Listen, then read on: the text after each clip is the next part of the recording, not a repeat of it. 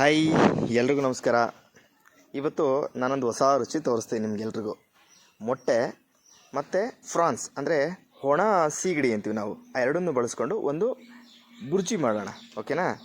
ಅದಕ್ಕೆ ಮೊದಲು ಒಂದು 3 ಸ್ಪೂನ್ ಆಯಿಲ್ ಹಾಕೋಬೇಕು, ಓಕೆನಾ? ಬಾಣಲಿ ಕಾದಿದೆ, 3 ಸ್ಪೂನ್ ಆಯಿಲ್ ಹಾಕಾಯಿತು.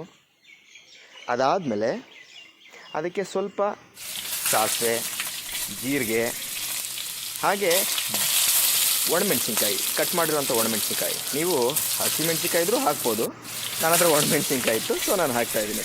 ಅದಾದಮೇಲೆ ಜಜ್ಜಿರುವಂಥ ಬೆಳ್ಳುಳ್ಳಿ, ಆಯಿತಾ? ಅದೆಲ್ಲನೂ ಕಾದಿರುವಂಥ ಎಣ್ಣೆಗೆ ಹಾಕ್ಬಿಟ್ಟು ಚೆನ್ನಾಗಿ ಫ್ರೈ ಮಾಡಬೇಕು, ಓಕೆನಾ? ಅದು ಹಸಿ ವಾಸನೆ ಇರುತ್ತೆ. ಆ ಹಸಿ ವಾಸನೆ ಹೋಗೋವರೆಗೂ ಅದನ್ನು ನೀಟಾಗಿ ಎಣ್ಣೆಯಲ್ಲಿ ಫ್ರೈ ಮಾಡಬೇಕು. ಆಮೇಲೆ ಚೆನ್ನಾಗಿ ಸಣ್ಣದಾಗಿ ಹೆಚ್ಕೊಂಡಿರುವಂಥ ಶುಂಠಿ, ಆ ಈರುಳ್ಳಿ ಜಜ್ಜಿರೋ ಶುಂಠಿನಾದರೂ ಹಾಕ್ಬೋದು. ಇಲ್ಲಿ ನಾನು ಕಟ್ ಮಾಡಿದ್ದೀನಿ, ಸಣ್ಣದಾಗಿ ಕಟ್ ಮಾಡಿ ಅದನ್ನು ಅದರೊಳಗಡೆ ಹಾಕಿ ಎಣ್ಣೆಯಲ್ಲಿ ಮತ್ತೆ ಫ್ರೈ ಮಾಡ್ತಾಯಿದ್ದೀನಿ.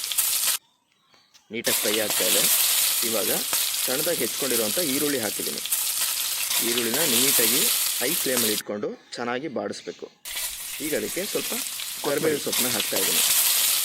ಕರಿಬೇವಿನ ಸೊಪ್ಪು ಹಾಕಿದ್ಮೇಲೆ ಅದು ಸ್ಮೆಲ್ಲೇ ಬೇರೆ ಥರ ಇರುತ್ತೆ.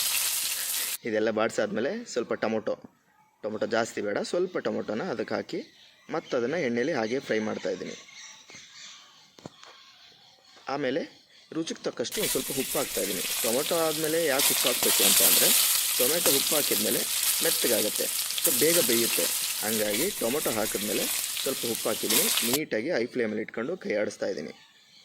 ಸೊ ಈಗೆಲ್ಲ ನೀಟಾಗಿ ಅದು ಅಡ್ಜಸ್ಟ್ ಆಗಿದೆ.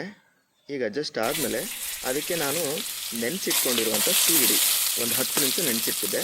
ಆ ಸೀಗಡಿನ ಅದರೊಳಗಡೆ ಹಾಕ್ಬಿಟ್ಟು ನೀಟಾಗಿ ಅದರೊಳಗಡೆ ಫ್ರೈ ಮಾಡ್ತಾಯಿದ್ದೀನಿ. ಈ ಉಪ್ಪು, ಹುಳಿ, ಖಾರ ಎಲ್ಲ ಅದಕ್ಕೂ ಹಿಡಿಬೇಕಲ್ವ, ಸೊ ಅದಕ್ಕೆ ಆ ಎಣ್ಣೆಯಲ್ಲಿ ಅದನ್ನು ಫ್ರೈ ಮಾಡ್ತಾಯಿದ್ದೀನಿ. ಈಗ ಅದ್ರ ರುಚಿ ಹೆಚ್ಚಾಗೋದಕ್ಕೋಸ್ಕರ ಸ್ವಲ್ಪ ಗರಂ ಮಸಾಲ ಹಾಕ್ತಾಯಿದ್ದೀನಿ. ನಾರ್ಮಲ್ ಬುರ್ಜಿಗೆ ಹಾಕಲ್ಲ, ಈಗ ನಾನು ಫ್ರಾನ್ಸ್ ಹಾಕಿದ್ದೀನಲ್ವ, ಸೀಗಡಿ ಹಾಕಿದ್ದೀನಲ್ಲ, ಸೊ ಅದಕ್ಕೆ ಸ್ವಲ್ಪ ಹಾಕಿದ್ದೀನಿ. ಈಗ ನಾನು ಇಟ್ಕೊಂಡಿರೋಂಥ 2 ಮೊಟ್ಟೆ, ಆ 2 ಮೊಟ್ಟೆನ ತೆಗೆದು ಅದರೊಳಗಡೆ ಬಿಡ್ತಾಯಿದ್ದೀನಿ. ಈಗ ಬಿಟ್ಟು ಫ್ಲೇಮ್ನ ಸ್ವಲ್ಪ ಕಮ್ಮಿ ಮಾಡಿ ಅದನ್ನೆಲ್ಲ ನೀಟಾಗಿ ಹೊಂದಿಸ್ಕೊತಾ ಇದ್ದೀನಿ. ಈಗೆಲ್ಲ ನೀಟಾಗಿ ಹೊಂದುತ್ತಾ ಇದೆ. ಈಗ ಹೊಂದಿ ತಳ ಹಿಡಿಯುತ್ತೆ, ಸ್ವಲ್ಪ ನೋಡಿಕೊಂಡು ಹಾಗೆ ಅದನ್ನು ಮತ್ತೆ ಕೈ ಆಡಿಸ್ತಾ ಬರಬೇಕು. ಫ್ಲೇಮ್ನ ಮತ್ತೆ ಹೈ ಮಾಡಿದ್ದೀನಿ, ಮತ್ತೆ ಸ್ವಲ್ಪ ಅದನ್ನು ನೀಟಾಗಿ ಹೊಂದಿಸ್ಕೊತಾ ಇದ್ದೀನಿ. ಏಕೆಂದರೆ ಫ್ರಾನ್ಸ್ ಸೀಗಡಿ ಹಾಕಿರೋದ್ರಿಂದ ಅದು ತಳ ಹಿಡಿದ್ಬಿಡುತ್ತೆ. ಹಾಗಾಗಿ ಅದನ್ನು ಮತ್ತೆ ನೀಟಾಗಿ ಅದನ್ನೆಲ್ಲ ಹೊಂದಿಸ್ಕೋಬೇಕು. ಹಾಗೆ ಈಗ ಮತ್ತೆ ನೀಟಾಗಿ ಫ್ಲೇಮ್ ಆಫ್ ಮಾಡಿ ಒಂದು ಪ್ಲೇಟಿಗೆ ಇಟ್ಟು ಅದ್ರ ಮೇಲೆ ಒಂದು ಬೌಲ್ ಇಟ್ಟು ಅದನ್ನು ಹಾಕಿ ಸರ್ವ್ ಮಾಡಿಬಿಟ್ಟು ನೋಡಿ ಬಿಸಿ ಬಿಸಿ ಹೆಂಗೆ ಬರ್ತಾಯಿದೆ ಹೊಗೆ ಅಂತ. ಈಗ ಇದನ್ನು ತಿಂತಾಯಿದ್ರೆ ಹೇಳ್ತಾರಲ್ಲ ಗಾದೆ, ಸ್ವರ್ಗಕ್ಕೆ 3 ಗೇಣು ಅಂತಾರಲ್ಲ, ಹಾಗಿದೆ.